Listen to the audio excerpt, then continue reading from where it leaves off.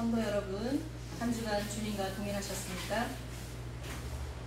지난주 우리는 빌립보서 4장 12절 말씀을 통해서 배고픔과 궁핍 중에도 온전한 그리스도인답게 살 수 있는 비결에 대해서 우리가 배웠습니다.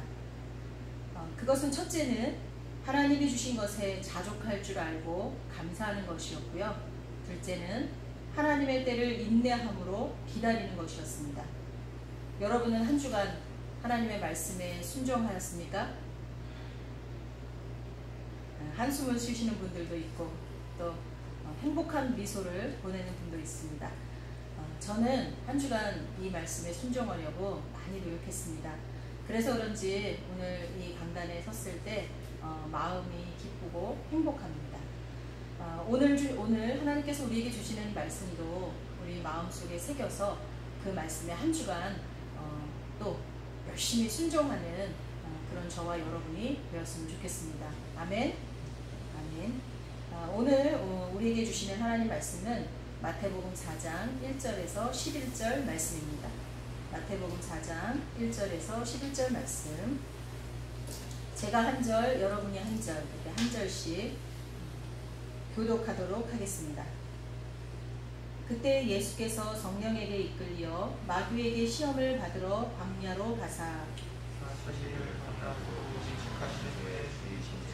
시험하는 자가 예수께 나와서 이르되 내가 만일 하나님의 아들이거든 명하여 이 돌들로 떡덩이가 되게 하라.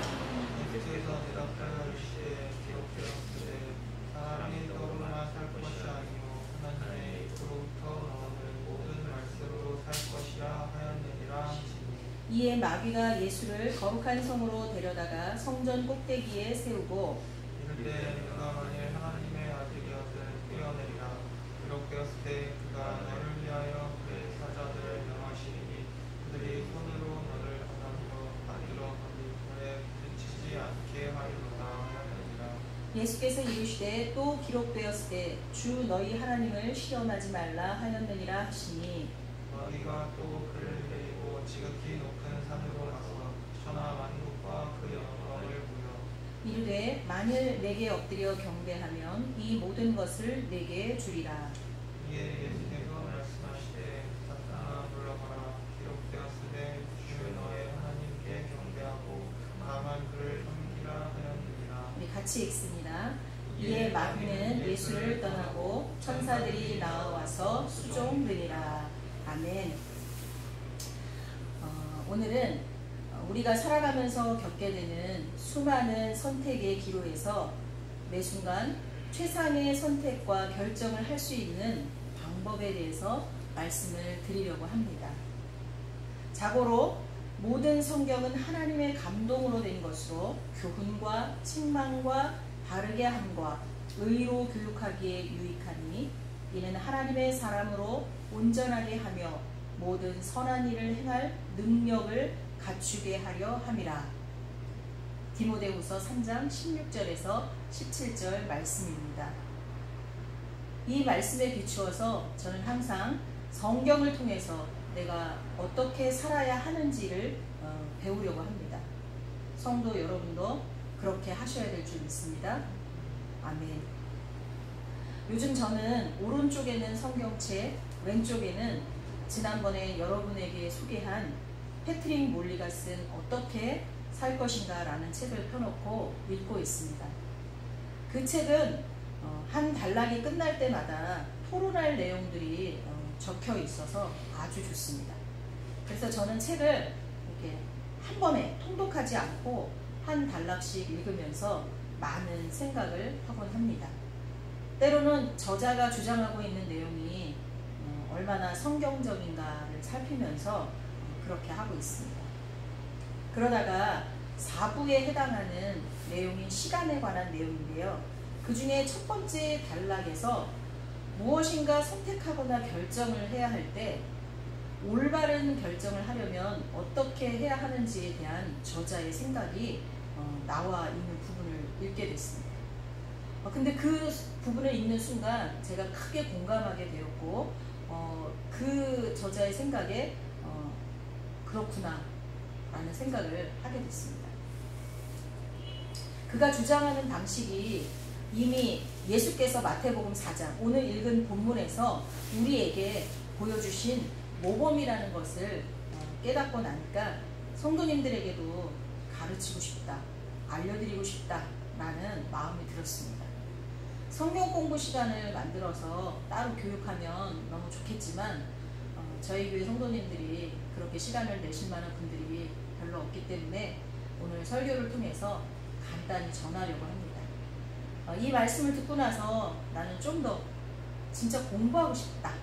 베레아 교인들처럼 내가 좀 더 연구하고 좀 더 자세히 넓게 배우고 싶다 하면 저한테 신청을 해주시면 몇몇 분을 모아서 따로 공부하는 시간도 가져보도록 하겠습니다.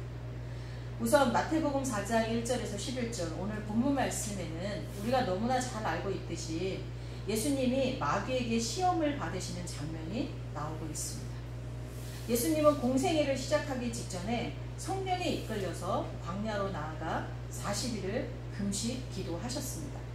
그리고 그 기도가 끝난 직후에 마귀에게 시험을 받았습니다. 몇 가지 시험을 받았죠?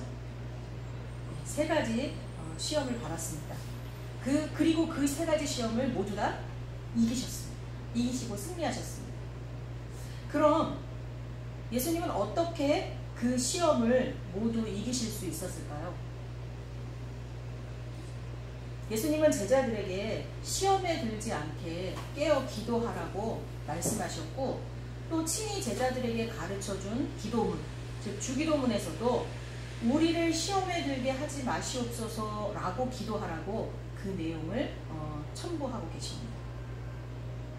우리가 우리의 삶에서 수많은 선택과 결정을 내릴 때 좋은 것과 좋은 것 사이에서 결정을 내려야 할 때는 크게 고민할 필요가 없습니다. 왜냐하면 어떤 걸 선택을 한다고 해도 결국 좋은 걸 선택하게 되니까요. 그러나 문제는 좋은 것과 나쁜 것 사이에서 결정을 내려야 할 때는 정말 고민을 많이 하게 됩니다. 그만큼 신중해야 하기 때문입니다.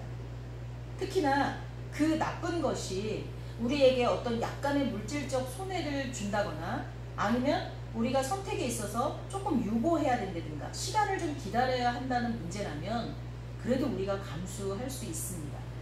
그러나 오늘 예수님이 받으신 시험처럼 마귀가 우리를 넘어뜨리려고 올무를 놓고 덫을 놓고 기다리고 있는 내용이라면 그것은 문제가 다릅니다. 그것은 더욱더 신중해야 되고 정말로 우리가 하나님 앞에 지혜를 구해서 결정해야 될 문제라고 생각합니다.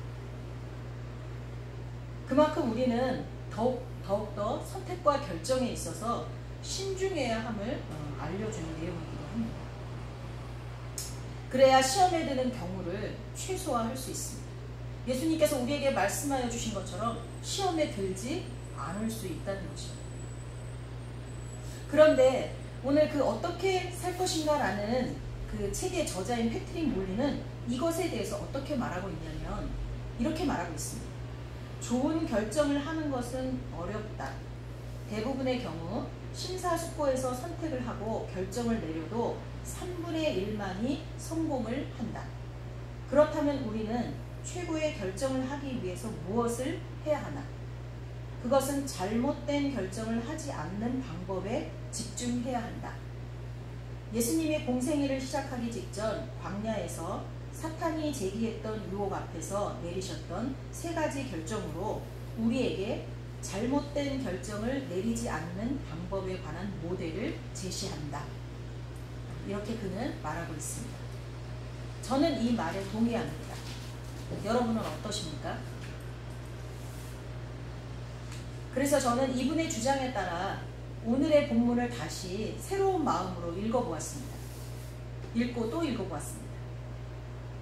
저와 여러분이 이미 알고 있는 본문이고 이 본문을 통해서 우리가 그동안 받아온 교훈과 감동에 크게 차이는 있지 않지만 좀 더 우리의 삶에 깊숙이 파고들도록 본문을 바라보는 데는 큰 도움을 주고 있는 것이 저자의 글들이었습니다.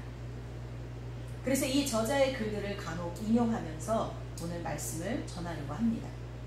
그리고 무엇보다 이런 선택의 문제 앞에서 우리는 예수님의 선택의 방법과 그 기준을 배우는 것이 가장 현명하리라고 판단했습니다. 그럼 이제부터 우리도 언제든 당할 수 있는 시험, 그러면서 이미 예수님이 받으신 그 시험에 관해서, 그리고 그 시험을 이기고 승리하셨는지, 어떻게 그 시험을 이기고 승리하셨는지에 대해서 예수님의 모범을 통해 배워보도록 하겠습니다.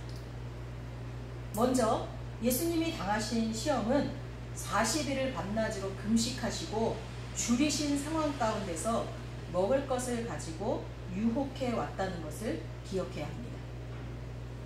사실 우리도 먹을 것에 대해 가장 약하지 않습니까?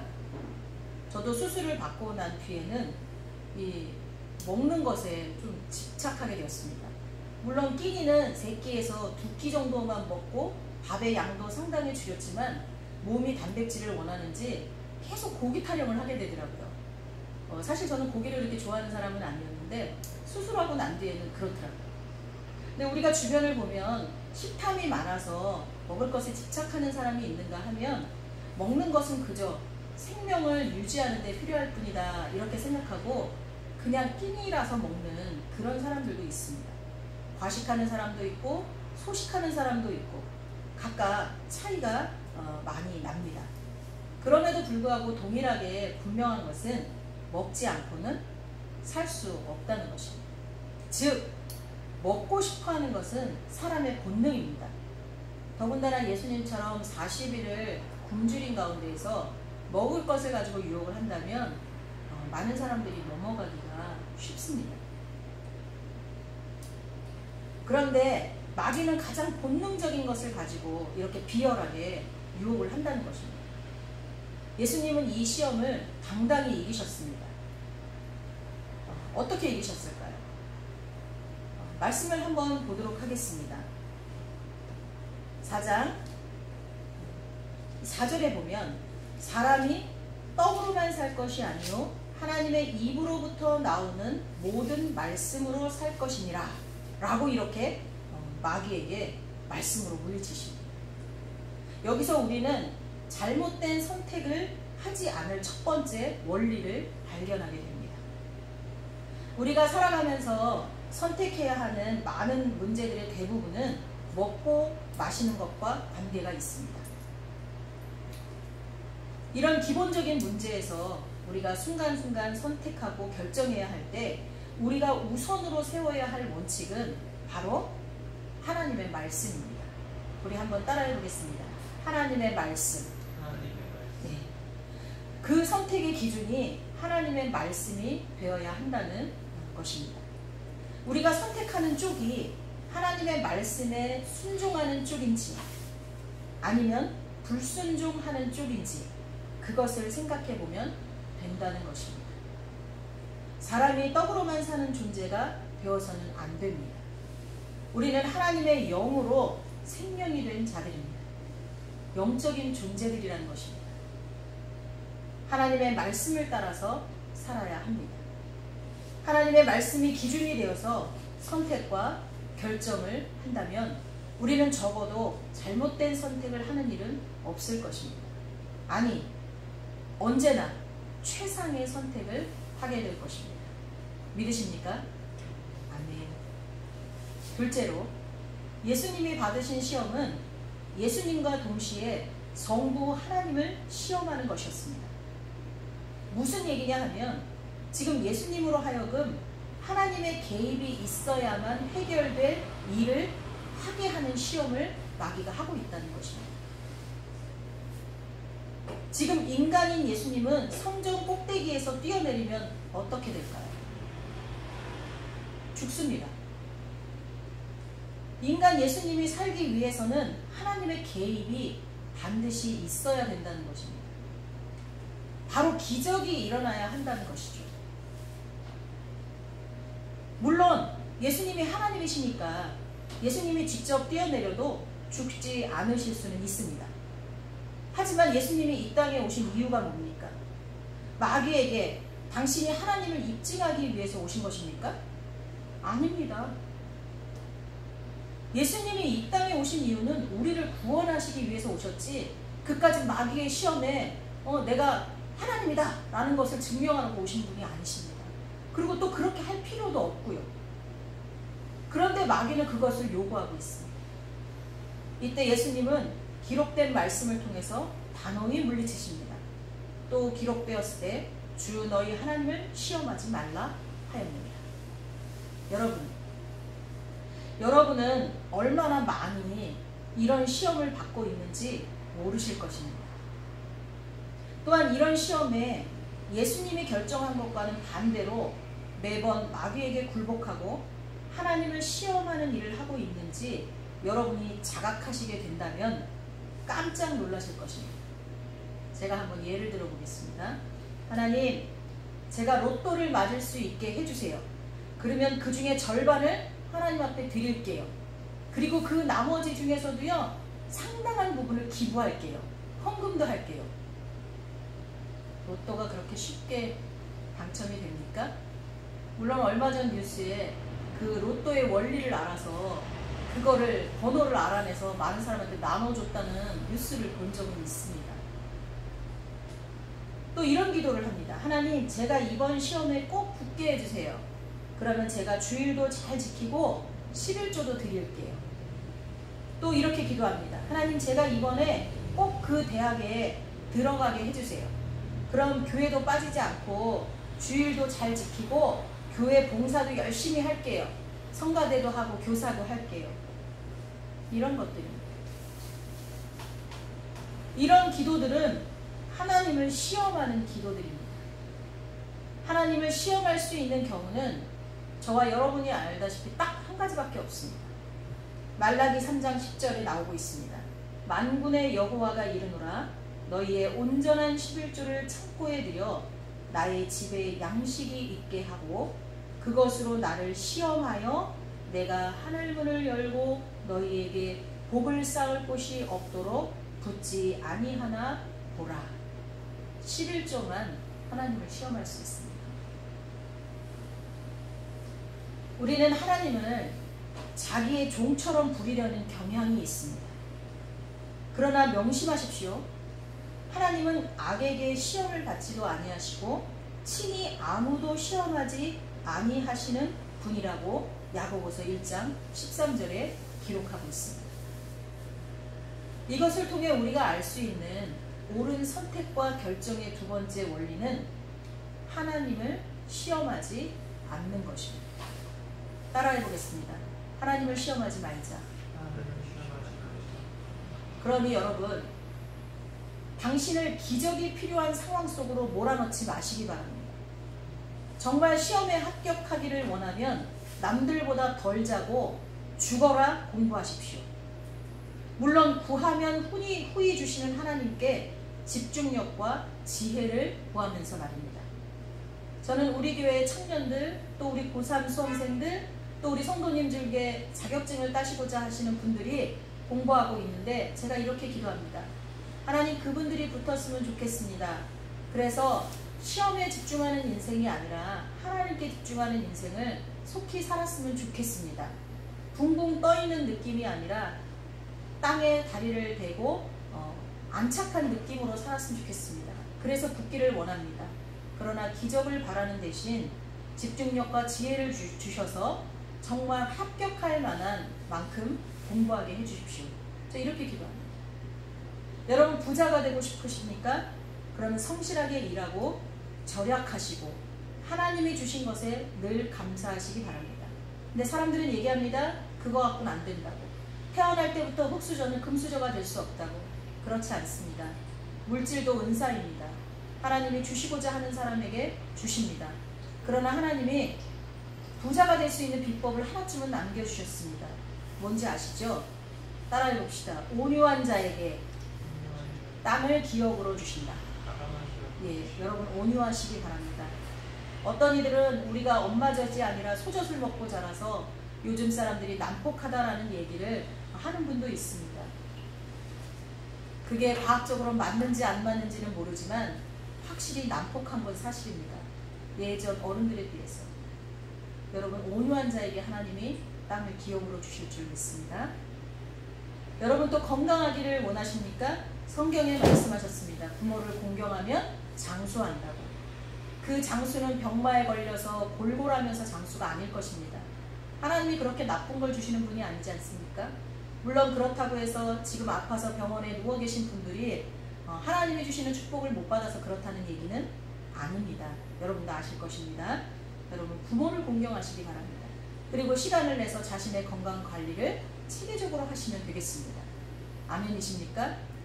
하나님에게 기적을 베풀어 달라고 하지 마십시오.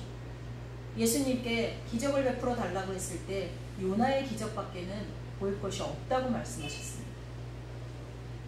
하나님을 시험하지 않는 선택이 곧 우리로 하여금 옳은 선택을 하게 하는 원리입니다. 마지막으로 세 번째 예수님이 받으신 시험은 예배에 관한 것입니다. 우리가 누구를 예배할 것인가에 관한 문제입니다. 두 번의 시험에 실패한 마귀는 예수님을 데리고 지극히 높은 산으로 가서 천하 만국과 그 영광을 보여주면서 이렇게 말합니다. 만일 내게 엎드려 경배하면 이 모든 것을 내게 주리라. 이에 예수님은 사탄아 물러가라. 기록되었을 때 주 너희 하나님께만 경배하고 다만 그를 섬기라 하였느니라. 이렇게 말씀으로 세 번째 시험도 물리치십니다. 여러분 생각해 보십시오. 어떻게 천하 만국이 마귀의 것입니까? 마귀는 속이는 자입니다. 마귀는 자기의 사명을 버리고 하나님과 같이 높아지려다가 쫓겨난 자들입니다. 영원히 무적행 속에 갇힐 자들이 마귀입니다.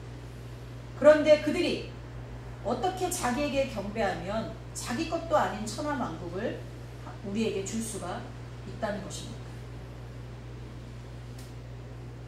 그럼에도 불구하고 우리는 여기에 속습니다. 요즘 보이스 피싱이 갈수록 진화되고 악랄해진다고 합니다.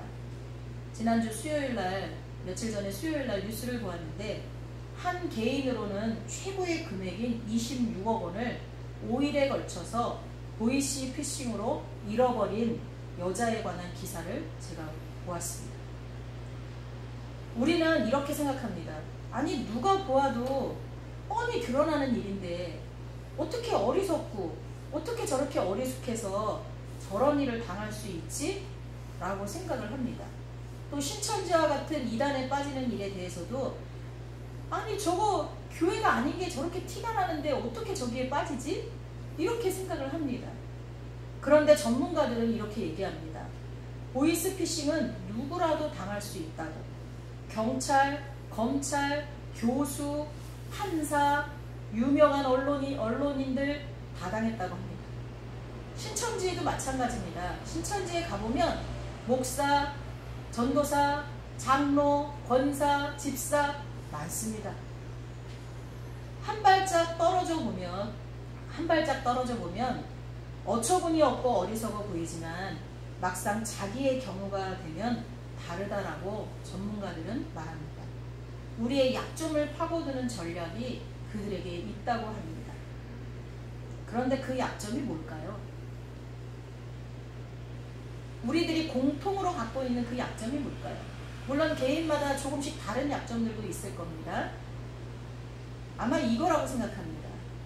우리가 이 땅에서 쫓아가고 있는 것들, 부와 명예, 쾌락과 안락함, 두려움이 없는 것, 이런 것들이 아니겠습니까? 근데 사실 이것들은 모두 다 신기루와 같습니다. 먹어도 갈증이 사라지지 않는 욕망의 덩어리라는 것입니다. 그런데 우리는 그것들을 섬깁니다. 그래서 더 소중하고 진실된 가치들을 잃어버립니다. 부자가 되어서 더 많은 것을 누리려고 악착같이 밤낮으로 일하다가 가족과 함께하는 소중한 일상을 잃어버리게 되고, 명예를 쫓아 정신없이 달려가다가 소중한 친구들을 잃어버리고, 돈이 우상이 되어서 섬기며 쫓아 살다가 건강을 잃어버립니다. 여러분, 이제 세 번째 예수님의 선택의 원리를 아시겠습니까? 그것은 오직 하나님만을 섬기는 것입니다. 우리는 우리의 삶에서 반드시 하게 되는 수많은 선택에서 최상의 선택을 하기 위해 잘못된 선택을 하지 않는 데 집중할 필요가 있습니다. 그것은 우리 선택의 기준을 예수 그리스도께 두는 것입니다. 예수님의 선택의 원리를 따르는 것입니다. 우리 한번 결단합시다. 따라하겠습니다. 저는 선택할 경우, 결정을 해야 할 경우 오직 하나님의 말씀을 따라 선택하고 결정하겠습니다. 두 번째, 하나님을 시험하지 않는 선택을 하겠습니다. 세 번째, 오직 하나님만 경배하고 하나님만 섬기는 결정을 하겠습니다. 아멘. 한 주간도 이 말씀대로 순종하는 멋진 그리스도인이 되시기를 예수님의 이름으로 축원합니다. 기도하겠습니다. 하나님, 우리의 남은 날들 속에서 무엇인가 선택하고 결정해야 할 일들이 있으면 언제나 하나님의 말씀이 기준이 되어 하나님의 말씀에 순종하는 결정을 내리게 하여 주옵소서. 또한 하나님을 시험하고 하나님을 우리의 종으로 부리는 그런 자세와 선택은 일절 우리의 삶에서 일어나지 않게 하시고 언제나 하나님만 섬기는 그런 자녀가 되게 하여 주옵소서. 그래서 예수님처럼 마귀가 우리를 시험해도 언제나 승리하는 삶을 살게 하여 주옵소서. 예수님의 이름으로 기도하옵나이다. 아멘.